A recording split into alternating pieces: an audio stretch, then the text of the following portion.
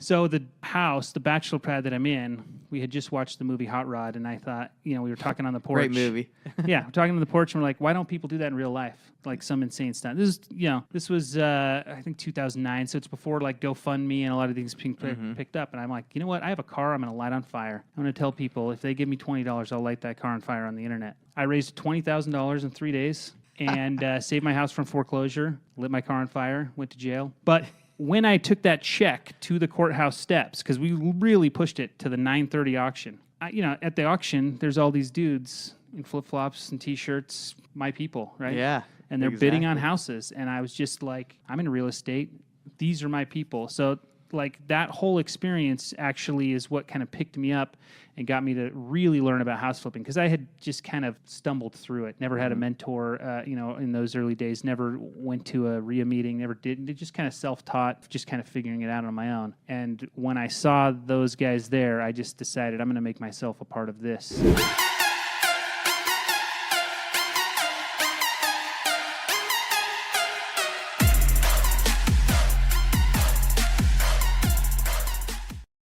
Investor Thrive Nation, what's going on? We got John Maxim on here, and we're going to talk today about flipping.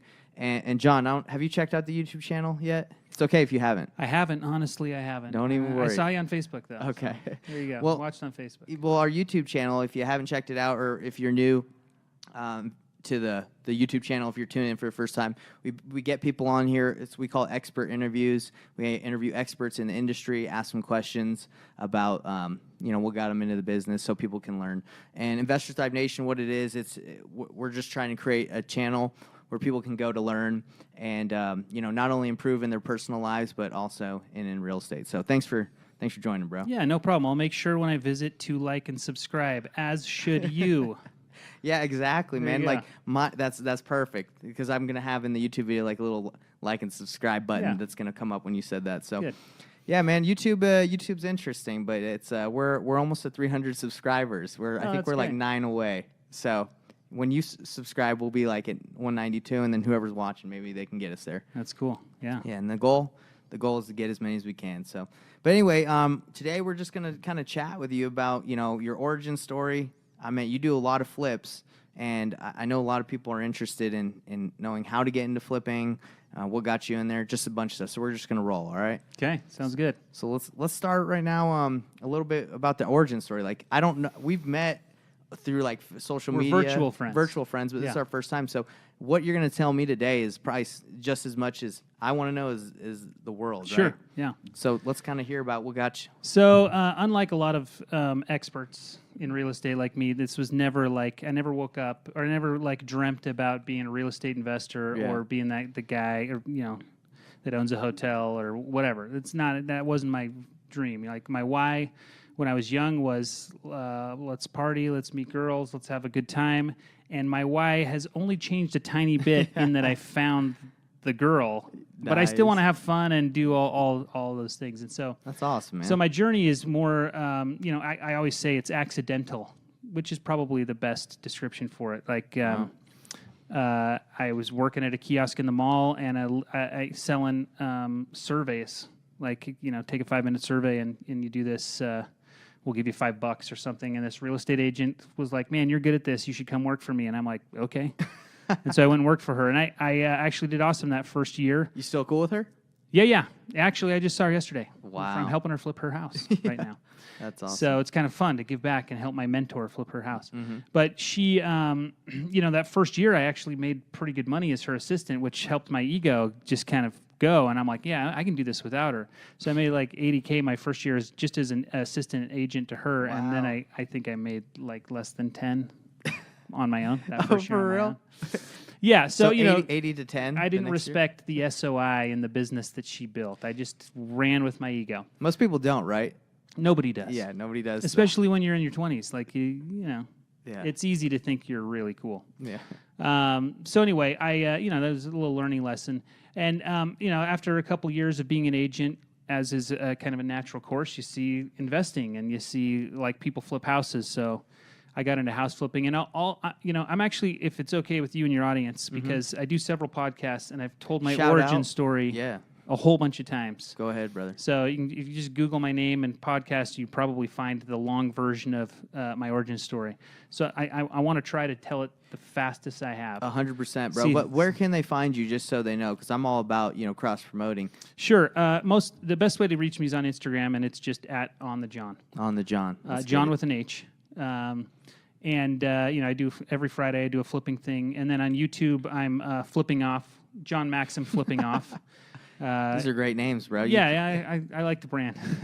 I like to have fun, right? Yeah. So, but anyway, so the deal was, I got married, had flipped a few houses, recession hits. I got divorced, not because of the recession or business or anything, but the divorce crushed me. Yeah. Like you mean I got- with properties, like they crushed you in your business? Just crushed me In general, In okay. general, Yeah. like it's a hard thing to go through. I'm waking up, and I slept on a bag of Cheetos, right, and they're stuck to me. Like that's how depressed and how down I was. Yeah. So my business just falls by the wayside, and I get really behind on my mortgage. And I'm a smart guy, and I know about loan modifications, so I get really behind on my mortgage because I know a bunch of tricks Because you got some to time. not lose it. So I was actually several years behind on my mortgage. You made it that long, huh? I rented out my house to a bunch of guys. I get notice that we've got 3 days until the foreclosure auction, and the bank is not falling for any of my tricks.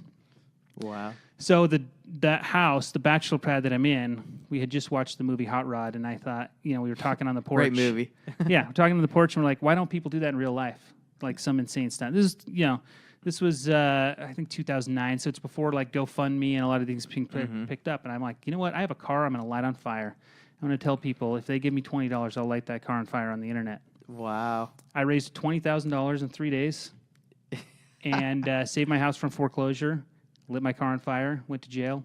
But when I took that check to the courthouse steps, because we really pushed it to the 9:30 auction. Were you cash flowing, by the way, on renting it out to your buddies the whole time since you weren't paying the mortgage? Totally. Okay, sweet. Yeah, I was. That's Awesome. how I paid for my depressed living at the time. Okay. House hacking, they call that now. Yeah, for sure.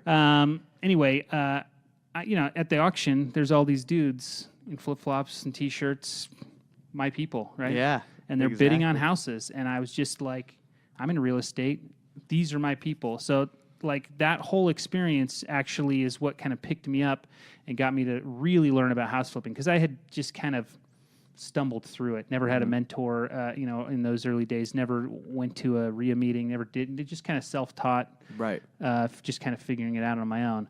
And when I saw those guys there, I just decided I'm going to make myself a part of this. And I never looked back. You know, just took It's just off kind of been right my there, thing. man. Yeah. So it took going to the courthouse, seeing the flip-flops, and the guys just chilling. Yeah. And you're Just like, hey. realizing that's a culture that I kind of want to be a part of. They're doing business, but they're doing it on their own terms. Did you very, find- very punk rock, which is what I loved about it. Did you feel like is that real, or was that just like imaginative when you saw it? Like, is that really like your people? Do they exist, where they're just like doing it on their own terms? And Oh, absolutely. okay, House flipping, honestly, I think is one of the last like punk rock things out there. Like stick it to the man. I'm not doing your thing. I'm not going to college. I'm not doing this. I'm going to go out and I'm going to make my own way. Yeah. And a lot, you hear everyone loves to post about how all billionaires and millionaires start or make it in real estate. And it's true. Like it's just really that's the way to do it. they do their own thing. Yeah. Huh? And even if you're the guy that wears the suit every day and does your but you get to be yourself. Right. And being yourself does not affect at all how you get compensated. Whereas, in the corporate world, it does. It can. Yeah, And for so, sure. So yeah, absolutely. Good question. Like that really is. They're my people. Yeah, I was just wondering because sometimes people might see that and then get into it and then be like, "Hey, that's not how it is," but that's how you found. And by the way, I started dressing up nice because I saw Jordan. I don't know if you know who Jordan Peterson is. Oh yeah, I love Jordan I'm Peterson. gonna go see him tomorrow. He's talking here in Salt Lake, so I'm gonna go see him. And he said he made a video about like dressing up, so I was like, I'm gonna give that a shot. I've actually seen that one. You've seen it? I felt seen and attacked at the same time. But I love Jordan Peterson. But the truth is, like, It's whatever you do feel what makes you happy, yeah, man. Exactly. And if Jordan exactly. Peterson feels like a better person because he's wearing a three-piece? $700 three-piece, like, good for him. I want to be in shorts and flip-flops. Yeah, and man. I feel like the I've king done- of the world. I've done both, and I do feel dressing up like man. you feel like you're, at least for me, like when I get to the office, I'm like, all right, I'm feeling like he says, a little bit more zoned in. But I get it. I know. I'm one of those man boys, and I have a set of V-neck T-shirts. If I really want to dress up, that's me. Like really going to the nines, and I feel a little better. I do. I'm sure when you get that thing on, people are like, "What's going on Who's today?" this guy? Yeah. Or maybe like, "What is something special going on?" Yeah. What's the occasion? What's the occasion for John to wear the Absolutely. V-neck? Right. That's awesome, man. Well, would you say that's so? Since that experience, you've just taken off, right?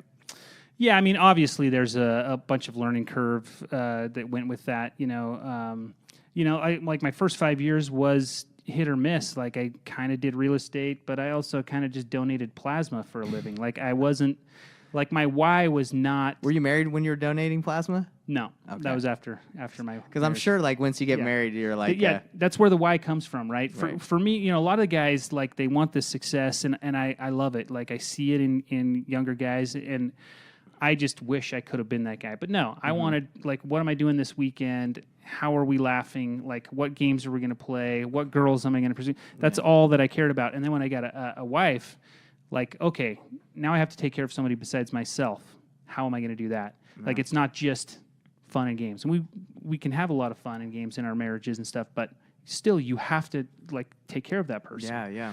And then when you get kids, that's when it for me, like the first time I had, a kid, like it just changes everything. Like the why becomes an absolute thing that you have to pursue because you never cared about something so much in your whole life. And all of a sudden you're like, oh crap, just like not doing anything on a Friday night is not going to cut it anymore. Like it's just like, so anyway, yeah. So it really, that kind of happened. And then shortly after, in fact, at the time, my girlfriend was there videotaping me burning my car on fire, and we got married. You in it? Like shortly after. I mean, I almost blew myself up. There's some cool. I mean, if people Google my name and car fire, you'll find videos and pictures of it online. Wow. I did almost die. It was because gasoline doesn't burn; it explodes. So. And did you know that before you lit on fire? I remember hearing that in the Boy Scouts a lot, but I don't know that I respected it, whether or not I knew it. We've seen it all in the videos and like the movies, right? Yeah. But we didn't, I wouldn't think that either, right? But so it exploded? Oh, totally. The crazy thing is the car started, like it was turned off, the key was in my hand, the thing's burning, like, and all of a sudden, it starts, and then it died, but it was crazy. The car started without you turning it on? Or? It was fully in flames. And the fire was able to get the engine to turn over. It was crazy. Gosh. What kind of car was it? It was a 94 Ford Escort station wagon. Okay. It was a beauty. I didn't. Do you miss it? You probably miss it a little bit. I did. I think we called that the shaggin' wagon or something, the bachelor pad even. But it for was sure. It was a cool little car. But yeah, I mean, it served its purpose for sure. So did you burn it to raise the money, or it wasn't running right, or you just were ready to get a new car? Like, what made you want to burn that specifically? No, that was my car, and it was the only thing I could think of. Okay, like to raise the money. People do crazy stuff. It to raise the money? Yeah. Okay, it was specifically. So back then Facebook wasn't like only 30 of my friends were on Facebook. Right, MySpace was MySpace was big, but I was writing a blog. That's how how it was a long time ago because blogs were like the thing. Everybody had a blog. Like now everybody has TikTok and Instagram, but back then it was a blog. So I wrote this big blog post and I literally said, hey, we do stupid stuff in America. I'm stupid. My house is behind. I can't save it, but you guys can. And I believe that so much that I believe if I light my car on fire that you guys will.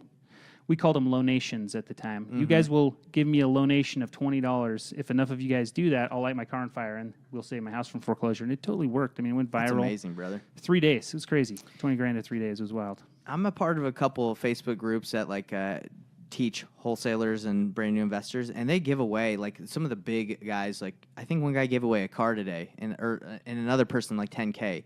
I know you got something going on like with the treasure hunt. Are you exploring more ways to like do stuff like burn a car? Not necessarily burn a car, you want to go to jail, but are you exploring other ways to do stuff like that?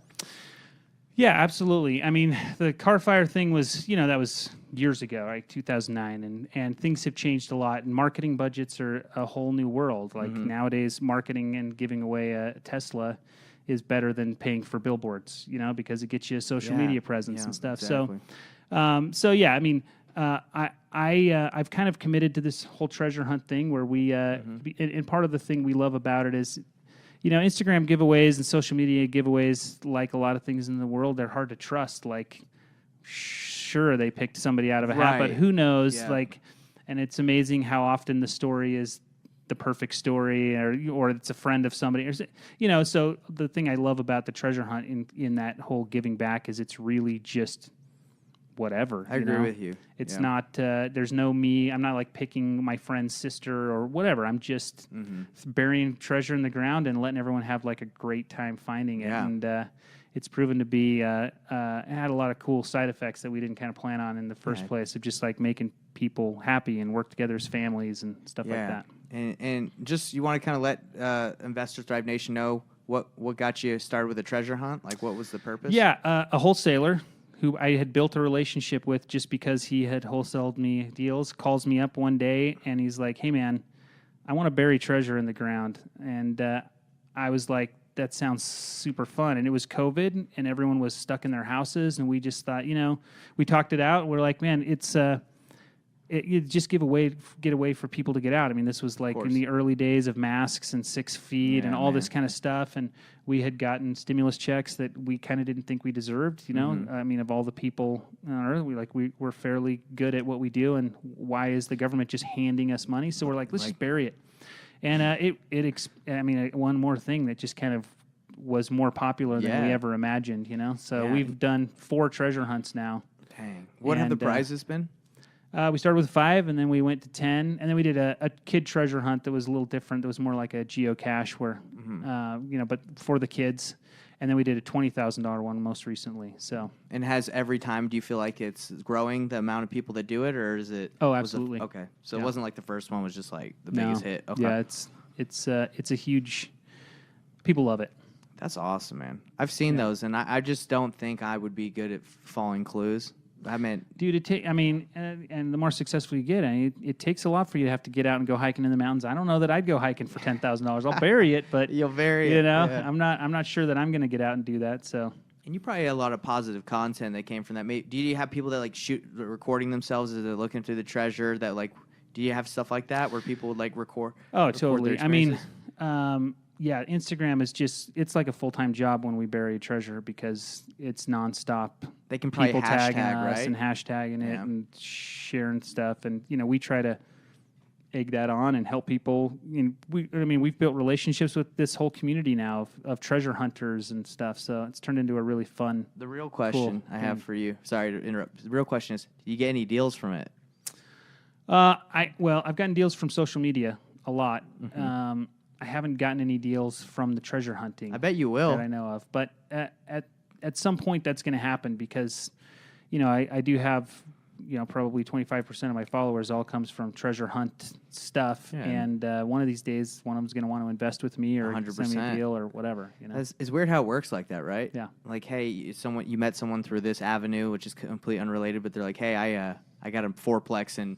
Vernal or whatever. No, totally. And from my Instagram, people are amazed. Like, I've gotten a whole bunch of new private lenders, and last year, like I think I told you, we did 86 deals in 2021, and 8 of those deals came straight from Instagram leads. Just amazing. Literally from people that think it's funny when I post a hoarder house. How does that feel, man? Does that feel awesome getting deals from just social media where it's... Yeah, it feels good, but the pressure's on because then I'm like, oh, I actually have to do this social media stuff. It's not just like not for just fun. And then all of a sudden I'm like, I got to do Flipping Friday again today because what if I get 6 houses or something? Yeah, yeah, I can see how social media becomes like maybe you're just doing stuff for fun, but now it's like can be a headache. Yeah. Do you run your own Flipping Fridays, or do you have like a social media manager or someone that like? Yeah, I do it all. I do it all on my own.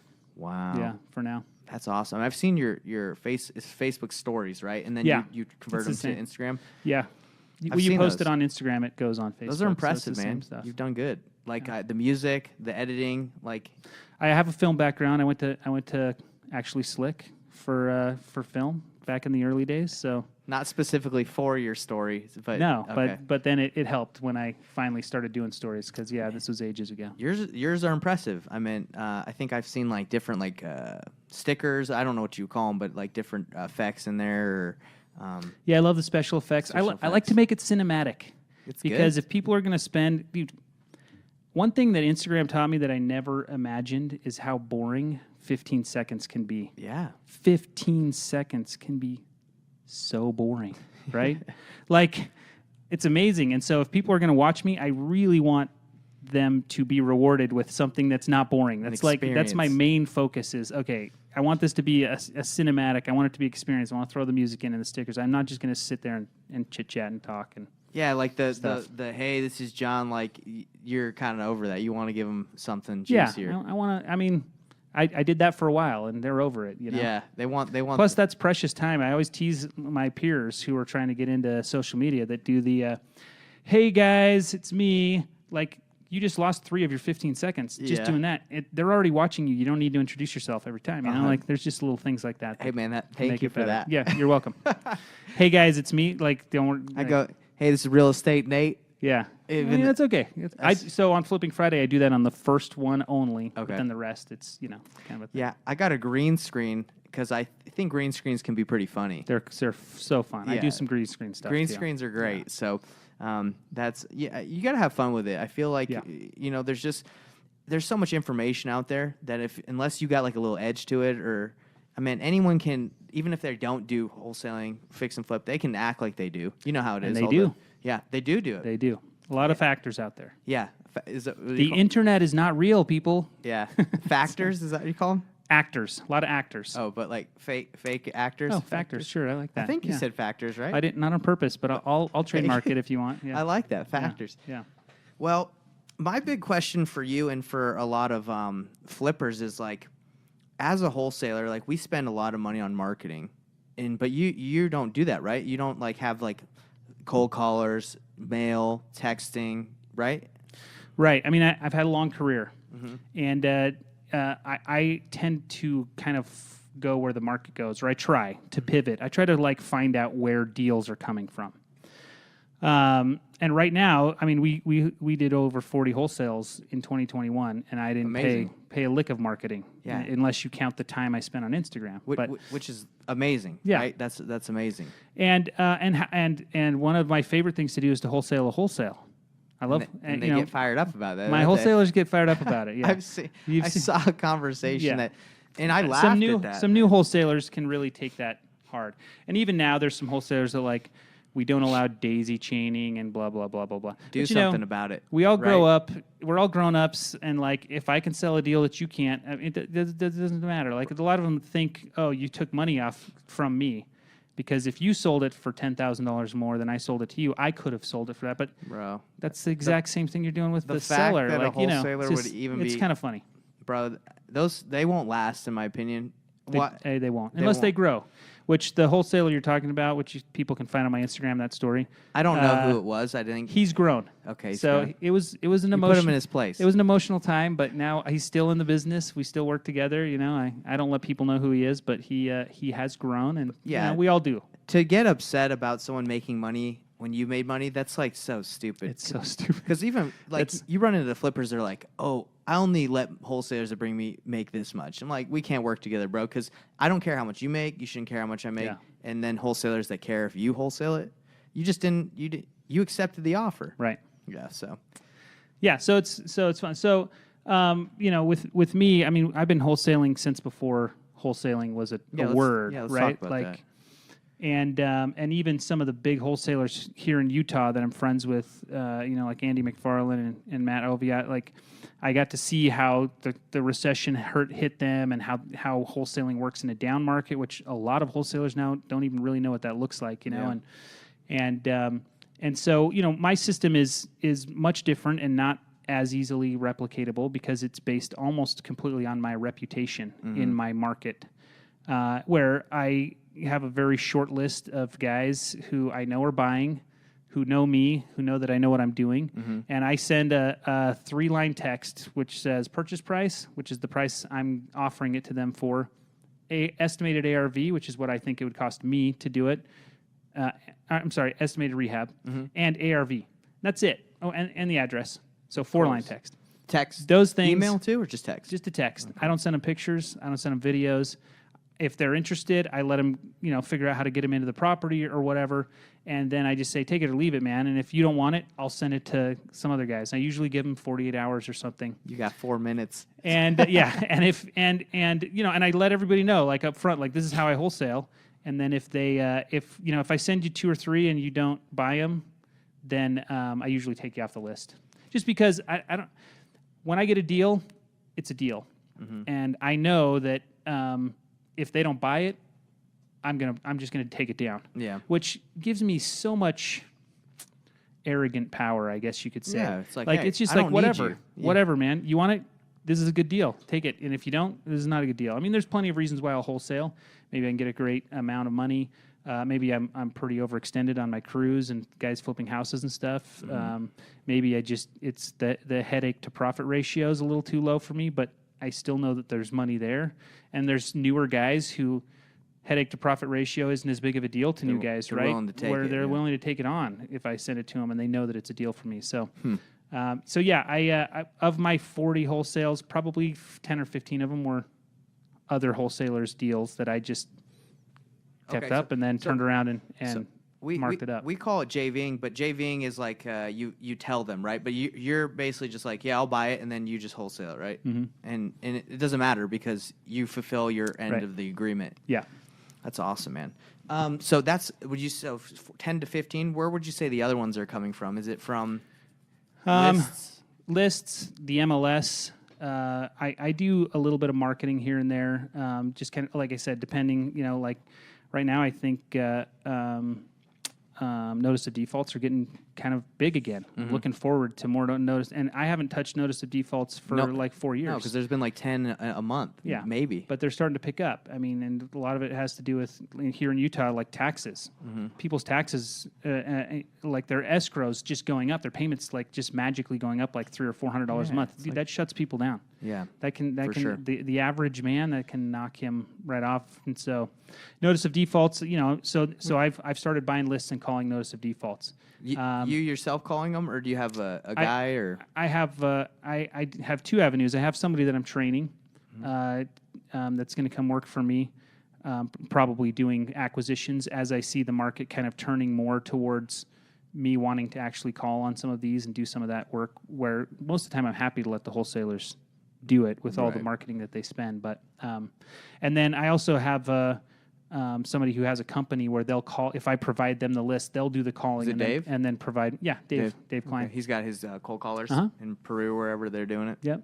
So they're we've just kind of started a couple campaigns on that, and so and then when I get those, a lot of times if I get it direct from seller off some marketing like that, there's a lot more room for me to wholesale it. And that's so where the big spreads are, right? Yeah. So when you have Dave's squad calling for you, do they push you a lead and you have to negotiate it, or do they do the negotiating and then just... And I have to negotiate it. Okay. Yeah. Have you been getting a lot of leads that you've been having to call through?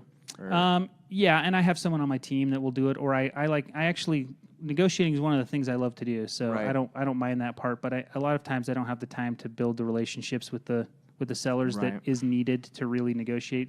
Yeah. So a lot of times I'll have somebody on my team that does it. But it's, the lead comes in, we try to get to it as fast as possible, and if that's me or if that's them, we do what we can. That's awesome, man. So you got, just so I can outline it, because I am very curious on how flippers maintain, getting deals and being consistent, because, with wholesaling, we do 5-6 deals a month, but it's through a lot of marketing, right? So you're doing that kind of volume, and it seems because your relationship has grown, a lot of people know what you do. But you said you make on-market offers to listed properties as well? Absolutely. Okay. Yeah. Do you have an agent dedicated to making those offers for you, or are you making those? I usually make those on the MLS. There's, especially now where there's just not the inventory. If I see a deal I like, I call, because I can out negotiate most people with other agents too. And I'm a licensed broker and agent as well. So I do. I mean, I'm happy. I love agents, and that's another avenue that I'll use. But straight to the MLS, I usually do it myself. Okay. So you got MLS, you got lists. Do you check all the blasts that come out every day from the wholesalers that you're on? Or? Yeah, I actually have a VA that that I've taught how to run numbers my way on that. Who just has a spreadsheet, and so then I look at the spreadsheet and it's color coded, and if it's the right color, then I call the wholesaler and make an offer, and if it's the wrong color, I don't even pay attention to it. Gotcha. Pretty much. How many do you make offers on that are they're asking too high, but you're like, hey, you know what? I think they're just trying to be greedy. Let me just give a shot anyway. Do you do that a lot? I do that a lot. In fact, I have a pretty good reputation for doing that. Yeah. Because I mean, how many? And it works great. Yeah, wholesalers. Dude, I've seen some of these deals. I'm like, that is not a deal at all. And I'm sure you guys are trying to get, $60K over what you even got it under contract for, because you're trying to be, I don't know what you're trying to do, but it's not a deal. But making that offer is important because relationships is everything in real estate. Everything. And relationships with wholesalers is everything, even if they're dumb, even if they're greedy. Like, that relationship's important. So I like to call them and say, hey, man, because I want to get to know them. And if they know that I'm making them an offer, even if they get offended or whatever, and I do that over and over again, I get to know those guys. And the truth is, I mean, I know like Tom Kroll and them and a lot of the wholesaling educators teach, like, do not be friends with your cash buyers or you end up working for them, which is cool. Yeah. I totally get the reasoning. But I get more deals by the wholesalers who I know them, I know about their family. And I mean, it's the exact same thing that you guys teach to do with sellers. Dude, it's like, you just get to know them. Yeah. And you build that relationship, and maybe it takes 6 months or a year, but then wholesalers start giving me deals. And when they can't sell one, they call me and they're like, dude, I can't help. I can't sell this deal. What would you pay for it? And I Yep. give them a number and they sell it to me, and so it just doesn't do anything to, a lot of flippers will be like, screw that guy. He doesn't know what he's talking about. Or these greedy wholesalers, they're blah, blah, blah, blah. That's right. It's not, I mean, that's not how anything works. So No, why would it work with that? I mean, that's how sellers are, right? They want as much as they get. Everybody Right. does. Everybody does, right? We all do. So you got to just talk to them about Yeah. it. Because I've been thinking, like, as a wholesaler, I think there's so much power in being the buyer and letting people know you buy, right? Because then you get the reputation. But not a lot of people. I mean, some people do. Like, they'll reach out to Brian and be like, "Hey, can you help me move this?" But you, I mean, been in the business for a while, and you getting a lot of deals just from being known as the guy, right? Yeah. Do you feel like that's had a lot of success and power by being like, "Hey, I buy," instead of like, "I'm just a wholesaler"? Yeah, I mean, and that's how most wholesalers market themselves. And so they, I mean, to motivated sellers, it's kind of the same thing, Yeah. right? But in the network that I work in, and I'm mostly local. We talked about you do a lot of stuff outside, and I think that's cool. Right. But in the network that I'm in, mostly local, like it goes a long way. I think not so. only being the guy that does a lot of it, but dude, I love to get on Facebook and joke around and be like, constantly on Facebook, almost every day. Somebody's like, I'm getting into wholesaling. I want to build my cash buyers list every day, right? Every day. In fact, there was a while when I was blasting emails out, and all I did was go on Facebook and just search cash buyer, and I just took every email, which I'm sure a bunch of people did. Yeah, of course. I didn't even have to make the post, right? But I love to get on there and say, here's my email, and by the way, I pay more than everybody else here. Even though that's not really true, but I like having that reputation because that wholesaler is going to be like, oh, maybe we should send it to this guy. He's going to, This and guy's then a big guy. It just starts building the relationship. It's the same thing. So I think there's a ton of power, and more so than being the guy, but always following through on what you say you're going to do. That's huge because there's a lot of cash buyers who try to renegotiate after they've given a number or don't follow through or just be like, dude, take my earnest money, whatever. And that I mean, one of those does more damage than you buying 3 or 4 bad deals, honestly. Yeah, and that's interesting for people that are brand new, right? Because when I'm or wholesalers are marketing to sellers, you're the guy, right? But then in the community, you're like, oh, I'm just a wholesaler, right? But I think being like you, the buyer in the community, in the network, like of Utah or wherever you're in, that's you need to be the buyer, right? Yeah, I mean, it helps. It helps. It definitely helps. Yeah, with negotiating and stuff for sure. Yeah, and I think if you're, as a wholesaler, if you're just like, oh, I just move properties, I think if you look at stuff as a buyer, you're probably even become a better wholesaler because, like, hey, I'm willing to take this down, so I better know it's a good deal. I think a lot of wholesalers now, they're just like, let me just try everything. It's like, bro, would you take that deal? Yeah, although, for new people, I'd say to be careful with that because you're right. You're not wrong. But you got to be careful with your assumptions, too. Like, I think some wholesalers do better, especially in the beginning, not knowing what they're doing. Yeah. Because, if I know that a wholesaler's estimate of rehab is probably garbage. Like, how many houses have they actually flipped? Probably zero. It's always Like, 30, isn't it? Who knows? 20 or 30. It's always 30. The spread's always 100 and blank, whatever. So every legitimate cash buyer is going to do their own numbers no matter what. Yeah. So I wouldn't, as a wholesaler, especially if I'm new, I wouldn't spend too much time trying to figure that out because what you really need is to get deals. Yeah. To get deals and get deals. So maybe take down some bad ones. I mean, you're not hurting me any because That's I know true. if it's bad or not. Like, Yeah. But you might spin your wheels a little too much on a bad deal. It definitely helps to know like what my as a cash buyer, like what I want and stuff. But when you're first starting out, I would be careful, because wholesalers get into the same thing as flippers, analysis paralysis, where they're Very true. they're just gonna sit there like, oh well, how much is the rehab really going to be? And this guy's telling me it's 60, and this guy, who cares? Who cares what they're telling you? Just freaking sell a deal. Yeah, and do you feel like if they are just trying stuff, do you feel like that would, well, let me just go back. When we're wholesaling nationwide, sometimes we don't know a market very well, and the numbers will make sense for us here in Utah, but maybe they need a bigger spread in Missouri because Missouri, properties aren't as nice. They probably cost more, and so when you send that out to a buyer, do you have a lot of guys that are like, hey, what price do I need it at? And do you help those like noobs? Sorry, it's kind of a bad way to word the question, but do you have a lot of new wholesalers ask you for your advice and you give them your time where you explain to them like what would make a deal? Yeah, for sure. And I'm happy to share with them. And I think for the most part, most people are. I mean, like I said, some cash buyers get a chip on their shoulder because they can't believe that guy made $50,000 wholesale fee, whatever. But for the most part, I think those of us that are mature about it, are happy to help. And I think wholesalers should definitely be learning, but they don't want to be like they don't want to get trapped in the box of like having to have accurate information at the same time. Like I don't think there's anything wrong with a wholesaler getting it under contract for what they can get it under contract for and trying to make 10 to 20 grand on it. Because I mean, I know you guys are working on lists of 15 to 30,000 people or more. Like who knows? And you never know, like assuming things can really burn you. And so, the more we learn, I mean, obviously now I'm at a point where I wholesale with a 4-line text, right? Yeah. But that's because of all the experience backing me, so I don't have to worry about what my deal is or anything like that. But in the beginning, man, I made a lot of, I was wholesaling all kinds of crazy crap, and sometimes it wasn't working, and then I would learn, and you learn. So I'd say it's better to learn and mess up than not learn at all. So I guess the advice for new people in Investor Drive Nation is if you have a deal and you're not exactly sure, talk to the cash buyer and be like, hey, if it doesn't work, can you kind of fill me in and maybe make that relationship?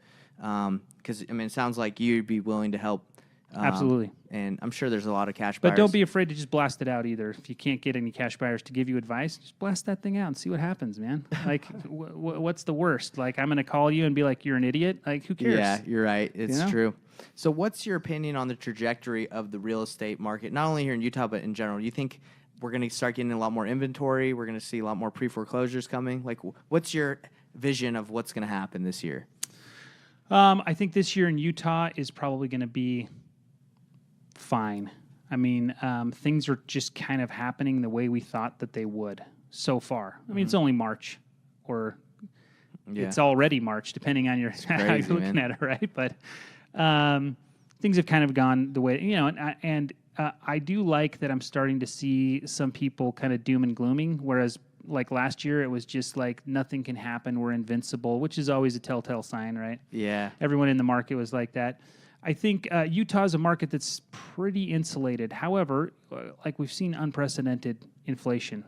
And we've seen it in everything, which is actually kind of helpful because if only real estate was inflating and everything else was staying the same, that's scarier than if my cheeseburger's inflating and my house is inflating. Like everything's going up together. And that's because we just printed money for 2 full years. Like, of course. Like, I hear all the time, us flippers are like, oh my gosh, I made $100,000. It's my biggest flip of all time. And I'm like, well, you only made 50 because the dollar's half as much as it used to be. Right. Like, you doesn't go as far. You kind of got to be careful with what you think. So, I mean, to get more simple on the question, I think real estate in Utah is going to be fine. I think that there are some other markets which could have problems. I've done a bunch of stuff up in Boise, and Boise's an amazing area, but if there's some sort of crash or bubble, like what does Boise have? Whereas in Utah, we've got like the Silicon Slopes, we've got Park City, we've got a bunch of all these things, and so Boise, some of the investments and the inflation up there, like it's hard to boggle. And I don't know a lot of outside markets. I mean, Boise's been an amazing market and could still be for a while. Right. But when the market crashes, I just kind of wonder what's sustaining all that inflation. Whereas in Utah, I feel like we've been a little more insulated. In states where everyone's leaving, like New York and California. I mean, in 2020, we sold over 100 houses, and every single one was sold to somebody from out of state. Every one. That's crazy. Every house we flipped. It's insane. Yeah. Like 70,000 people moved to Utah in 2020. That's wild. That's ridiculous. So anyway, I think there's still that kind of exodus is still happening. So I think Utah's okay for a time. But at the same time, like inflation can't happen forever. And people think it can, but it can't. So I do think in the next couple years, we're going to see some sort of correction. Now, a lot of, when markets crash, they kind of crash based on some industry. The Great Recession, it crashed based on real estate. And so real estate was hit hard. But, before then, it's like the dot-com crash, and we have ones that are based on stocks and all these other things where if you look at real estate, it didn't get hit as hard as the Great Recession. So do I think a Great Recession's coming where real estate's going to be the cause? Absolutely not. Too much equity, do you think? Well, I don't know about equity, but too much qualification. Like, I was a mortgage broker for a time in my career, and so I've seen all the people that have bought all my houses. Yeah. They're qualified. There aren't garbage loans out there. Right. I mean, I'm starting to see some. But for the last 10 years, there haven't been the garbage loans that led to the Great Recession. Right. So if the market crashes, all these people were qualified for their mortgages. So we're not going to have 80% of homeowners not able to afford their mortgage. They'll figure a We're going way to have out. 20 or 30% who lose their job and they can't qualify anymore. Like, And we'll be there to take over, right? that's right. So that's one thing I always tell people is I'm super excited for a down market. Well, yeah. I went through the last Great Recession and I wasn't ready. And what you need in a recession is liquidity or lenders who have liquidity. And I didn't have that. I had a lot of conventional funding at the time, and I got killed. And I got 19 foreclosures on my credit back in 2009. We short sold a bunch of deals, but like it was a nightmare. That's crazy. And but shortly thereafter, as soon as I could get lending again, 2010, 11, 12, like things exploded. I mean, that kind of market is different because people still need a place to live. Yeah, for People sure. still buy houses.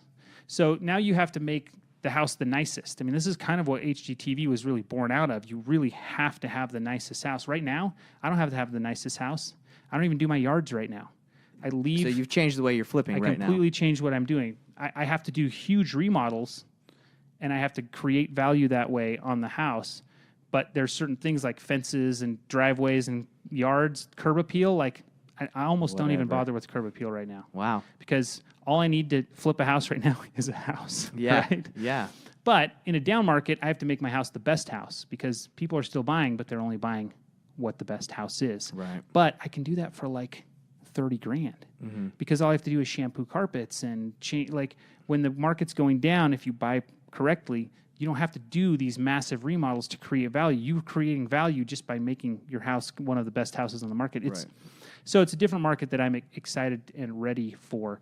But I think more than likely we're going to see more of a flattening and then a down because so many people were qualified and so many people can just hunker down and stay in their house for the year or two that it's going to take for the correction to kind of run its course, or 5. I mean, people with their equity and the way they were qualified for mortgages could hunker down and stay in their house for 5 years. Almost everyone we know literally can do that. It's true. I mean, maybe they lose a job, maybe they don't have reserves, things like that, but I think the percentage is so much lower that we're going to see more I of a agree with flattening. you. I agree with you. I think there will be some, but pre-foreclosures coming in, but yeah, not like before. I was in high school when that crash happened, so Yeah. I'm not really familiar with how it affected the real estate market, but it sounds like you were in the thick of it, huh? Yeah, I wrote it. One thing I love to tell people about that is when real estate crashes, it crashes slowly. I get people all the time that are like, no, my McMansion up on Draper, dude, it lost 30% overnight. That's just not true. It's not true. Like real estate's a slow moving machine. I mean, just the time it, like with stocks and things can get sold like this. For sure. With real estate, it takes you 45 days in escrow. Like things don't move that fast. And so when the market went way down, it took like 3 years before it hit that bottom that everyone talks about. Yeah. So you have, and if you're in real estate every day, we had like a 6-month head start where we knew it was crashing before it ever hit CNN.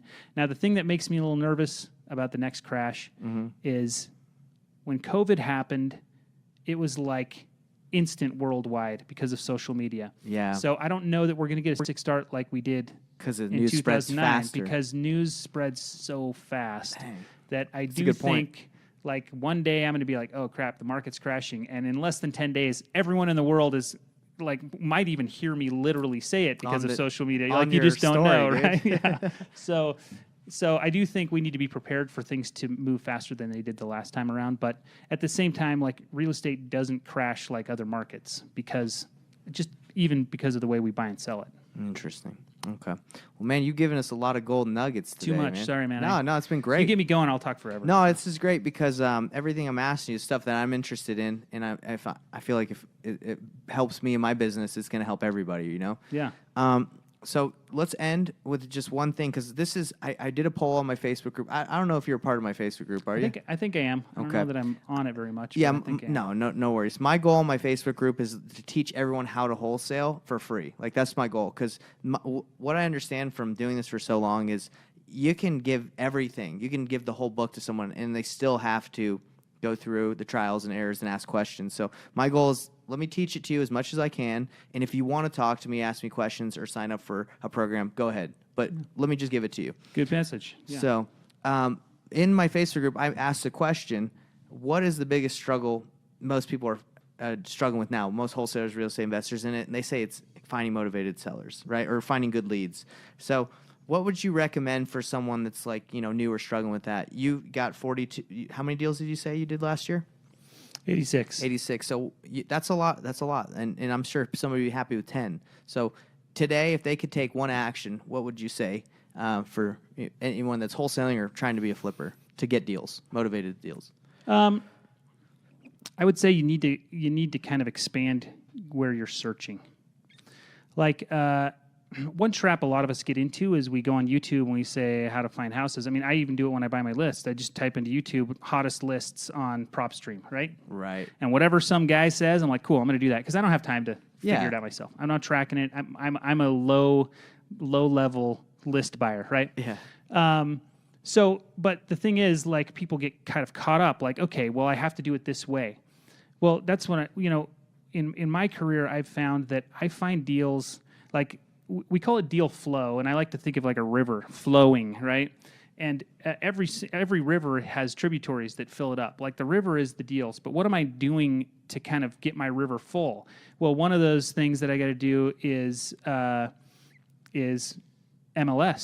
Like, are you looking on the MLS as a wholesaler? I don't know if Most you are. wholesalers do not. Most wholesalers do not.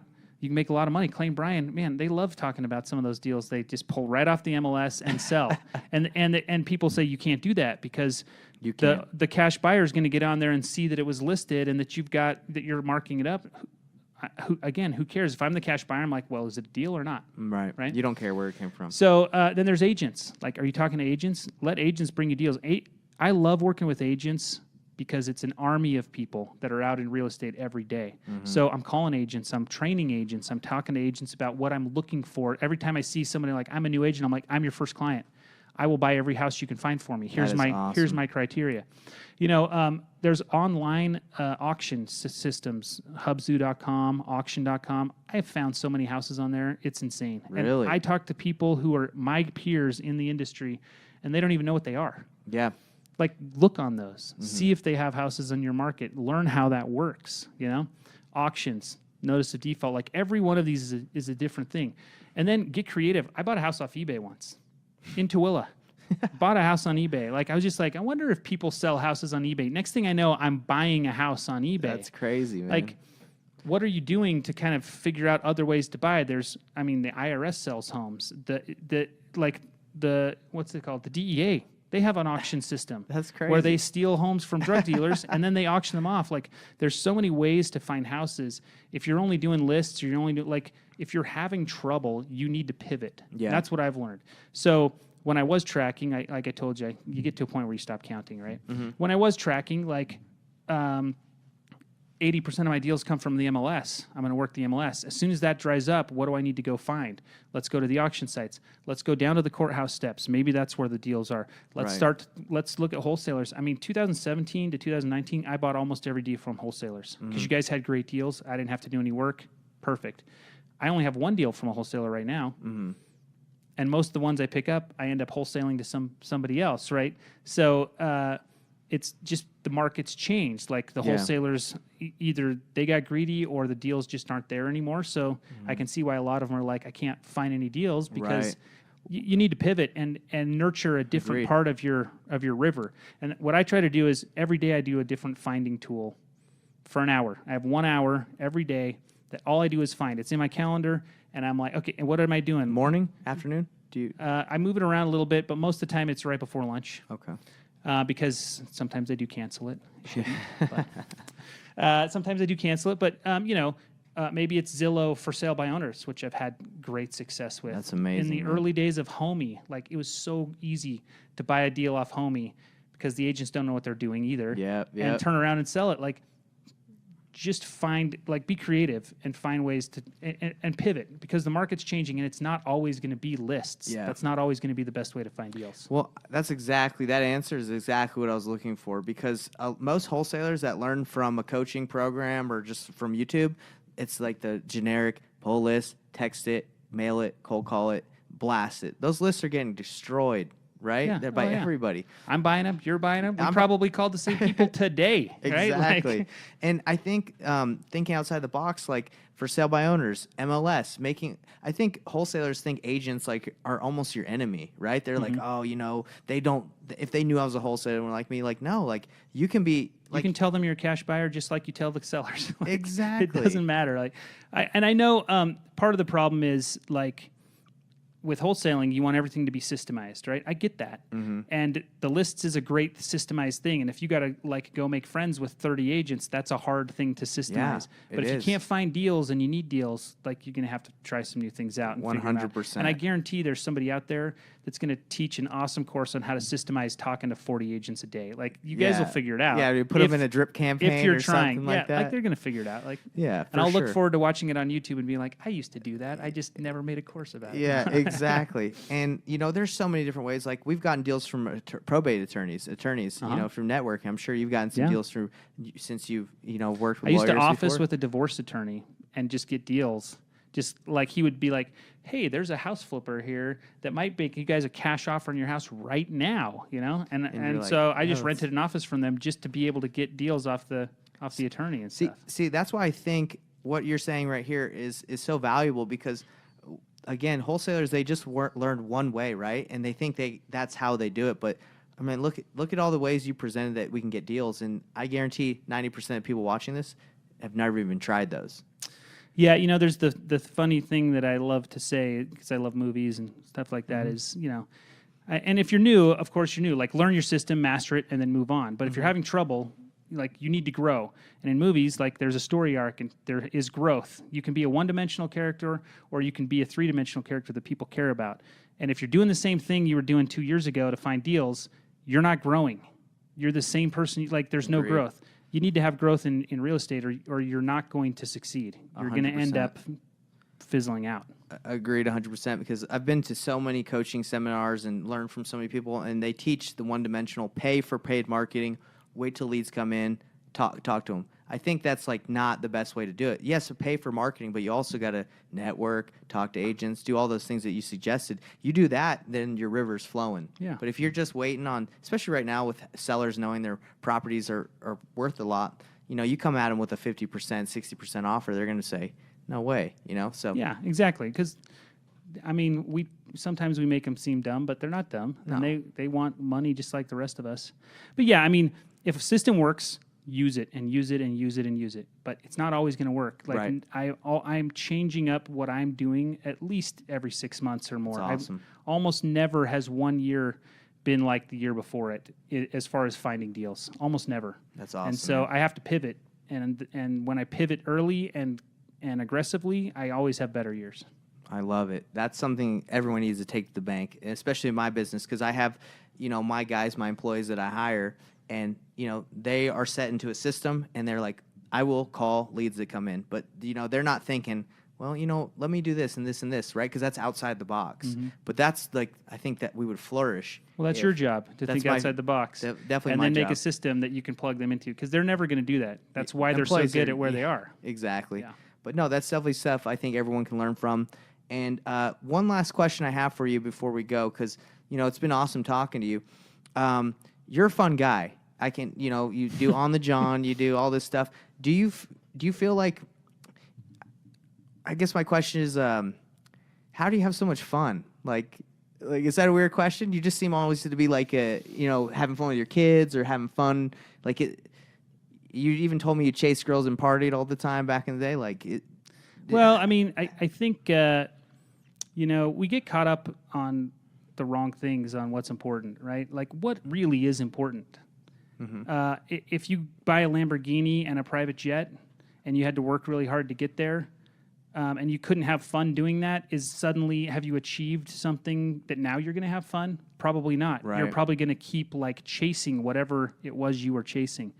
And so, it's nothing new or sage or anything, but just being present and realizing like, what am I doing? Like, why am I here? And you have to have fun on purpose. Yeah. I hate to say it, but if you wake up and you're like, I'm going to have fun today, you will. Yeah. Even if it's an awful day, you'll make fun of it more. You'll have jokes. You'll whatever. Like you're getting live life on purpose. And if your purpose is to have fun, it's not not that hard. Like, Yeah. Just like, even if I suck today, I'm going to have a good time. Like so do it on purpose. How do you have fun every day? You do it on purpose. Yeah, and the reason I asked you that is because I feel like so much of like the culture in America is just grind, work hard, and you're trying to achieve like a goal. But I see you, and you're kind of like, hey, I'm just having a good time, And I think people probably gravitate towards that, or they like that because it's not so much about, oh, I've flipped 80 houses and I'm a freaking the man, right? Do you feel like, do you try to personify that or like exude that, hey, I'm just me? No, I mean, obviously, we all like people who are transparent, and so I do try to be as transparent as possible. Plus, it helps me sleep better at night. I don't do a lot of the education stuff because I have a hard time. I used to teach seminars and do fulfillment. I have a hard time with all the people that aren't going to do what I say, and if they don't do what I say, they won't succeed, and then they blame me for it. And guess what?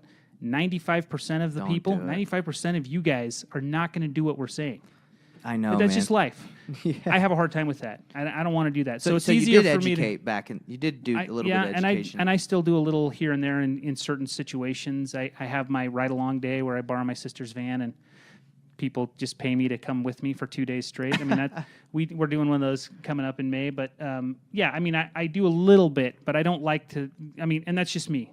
I don't like to do, and people that do it, I love it, and it's great. And there's so many successful people who are my friends who have been a product of the education and the seminar systems that I can't say anything bad about it, but it's not my style. Dude, I'll be But honest. It helps me to be more authentic when I'm not trying to sell something to somebody. Agreed. I can just do my thing, and if you like it, you like it. And if you don't, there's plenty of other people that you can follow that are probably your I style. know, man. There's so much stuff. And I've been starting the coaching thing just to help people because I know when I started I needed help. Like I started paying because I paid for speed.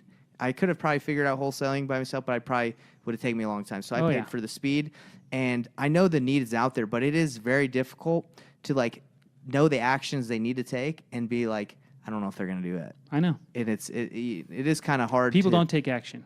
People are scared. Most people are. I've been there and you've been there.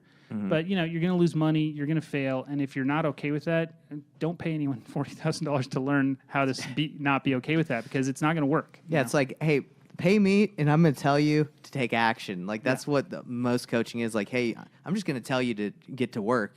And that's mostly, that's kind of the hard thing to do is like, I'll accept money from you just to tell you to do something you probably won't do. because it's hard.